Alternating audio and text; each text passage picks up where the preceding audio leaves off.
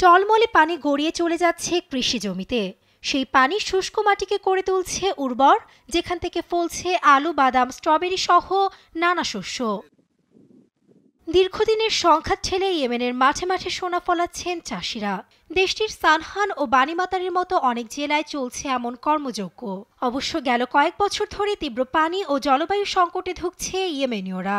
উৎপাদন তলানিতে নেমে আসায় ৮০% মানুষ বিদেশি মানবিক সহায়তার উপর নির্ভরশীল। তারপরও প্রায় ১,১৬,০০,০০০ মানুষ কৃষি নির্ভর। কিন্তু সানা নামক অববাহিকা ধ্বংস হওয়ায় কৃষিখাত ও সাধারণ জীবন বিপন্ন।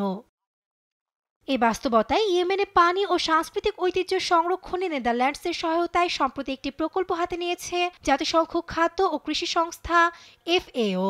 এর মাধ্যমে কৃষিখাত এগিয়ে নিতে পুরনো বাঁধ, খাল ও কূপ সংস্কারের মাধ্যমে নিশ্চিত করা হচ্ছে স্বচ্ছ পানির প্রবাহ। এতে কৃষকরা প্রায় ১৫০ একর পর্যন্ত জমি চাষ করতে পারছেন।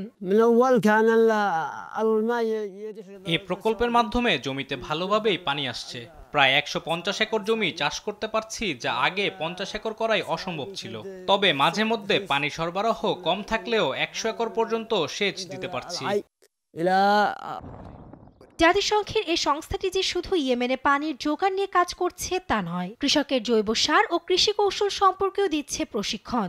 এখন পর্যন্ত জরুরি কৃষি সহায়তা পেয়েছে প্রায় ৭০০ পরিবার। প্রকল্পে সাধারণ মানুষের কর্মসংস্থানের ব্যবস্থা হওয়ায় সন্তোষ অনেকে। এ প্রকল্পের সুবিধা ভোগ করছে ইয়েমেনীয়রা। সৃষ্টিকর্তা এবং প্রকল্পটি যারা সফল করেছেন তাদের প্রতি শুকরিয়া। মানুষ কাজ করতে পারছে ও শস্য উৎপাদন করতে পারছে। সেচ, অবকাঠামো পুনরুদ্ধার ও কৃষিখাতে প্রশিক্ষণ প্রদানে মানুষকে স্বনির্ভর করায় সবচেয়ে উত্তম উপায় ইয়েমেনকে পুনরুদ্ধারের। নিউজ ডেস্ক, দেশ টিভি।